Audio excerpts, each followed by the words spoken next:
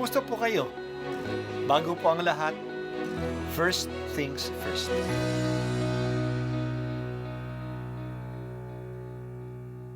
Good morning po.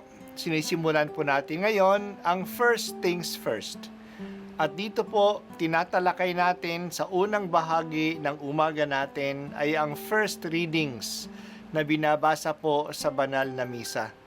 Ito pong tinatalakay natin kasi madalas po kasi marami na tayong alam tungkol sa gospel readings. Pero konti po ang nagsasalita sa first readings. Pero ang first readings, bahagi din po yan ng Biblia, ng banal na kasulatan.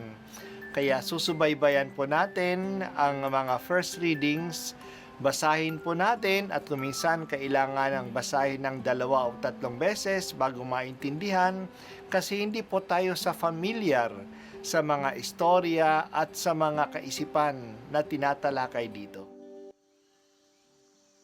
Ang pagbasa mula sa sulat ni Apostol San Pablo sa mga taga-Efeso. Mga kapatid, ako na isang bilanggo dahil sa Panginoon ay namamanhik sa inyo na mamuhay kayo gaya ng nararapat sa mga tinawag ng Diyos. Kayo'y maging mapagkumbaba, mabait at matiyaga. Magmahalan kayo at magpaumanhinan.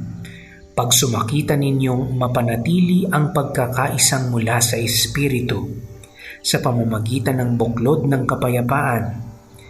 Iisa lamang ang katawan at iisa rin ang Espiritu. Gayon din naman, iisa lamang ang pag-asa ninyong lahat.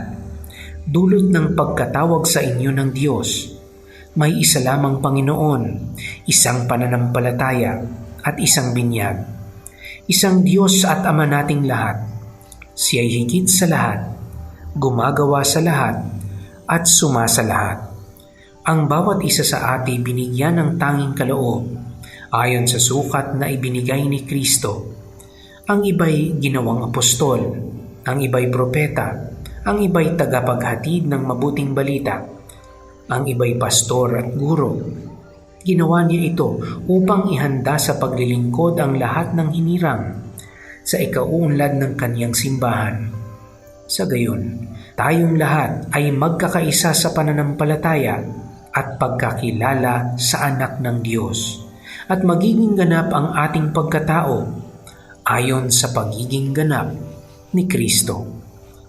Ang salita ng Diyos. Salamat sa Diyos.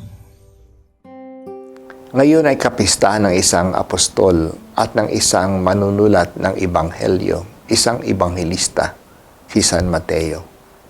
Kilala din siya na Levi. Maring ito ang kanyang Hebrew name at ang Matthew naman ay ang kanyang Greek name. Tulad ng ilan sa mga alagad ni Kristo, hindi rin naging maganda ang simula ng buhay ni Mateo. Isa siyang taga-kolekta ng buwis. Isang trabaho na mababa ang tingin ng mga tao kasi kinukolektahan niya ng buwis ang kanyang kababayang Hudyo at ibinibigay ito sa mga Romano. Traidor ang tingin ng mga tao sa mga nangongolekta ng buwis. Kaya itinuturing silang makasalanan. Pero tinawag siya ni Jesus at sumunod naman siya. Iniwan niya ang lahat. Sumunod kay Jesus. Nagpahayag siya ng balita tungkol kay Jesus, hindi lang sa kanyang salita. Ibinigay din niya ang buhay niya alang-alang sa balitang dala-dala niya. Naging martir siya. Mabuti at isinulat niya ang kanyang dala-dalang balita. Kaya hanggang ngayon nababasa natin at napag-aaralan ito sa ating Ebanghelyo. Binigyan ng Diyos ang bawat isa sa atin na kanya-kanyang kaloob upang ito'y magamit natin para sa ikauunlad ng simbahan. Hindi lang para sa atin ang mga regalo ng Diyos. Sa pamamagitan nito, makakaserve tayo sa iba. Si Mateo ay binigyan ng kaloob na makilala si Jesus, na maging apostol, na maging manunulat ng Ebanghelyo. At tayong lahat ay nakikinabang dito. ang bawat isa sa atin ay hinihikayat na mamuhay ng nararapat ayon sa tawag ng Diyos at ayon sa regalo na ibinigay niya sa atin. Sa pamamagitan nito, ang lahat sa atin ay nakakatulong sa pagpapalakas ng iisang katawan ni Kristo na kinabibilangan natin ang simbahan. Kilala natin kung ano ang kaloob ng Diyos sa atin, kung ano ang talent natin, kung saan tayo magaling. Kilalanin natin ang mga ito, ipasalamat sa Diyos at i-develop. Kailangan i-develop natin ang mga ito kasi ito ay binigay sa atin hindi lang para sa ating sarili. Sa pamamagitan ng talents o ng mga opportunities na ito, nakapaglilingkod din tayo sa iba. Sa totoo lang, binigay ng Diyos ang mga talents na ito sa simbahan sa pamamagitan natin.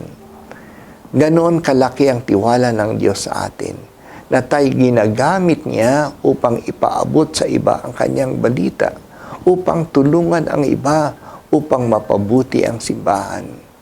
So every gift is a mission. Tularan natin si Mateo. Ginamit niya to the full ang kanyang gifts at hanggang ngayon nakikinabang tayo. Salamat Mateo sa pagiging apostol mo at sa pagiging ibanghilista mo.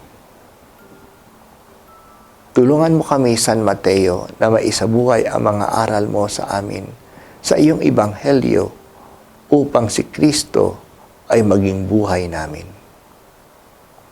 Ito po ang unang pagbasa at ako po ay si Bishop Broderick Pabilio dito sa First Things First.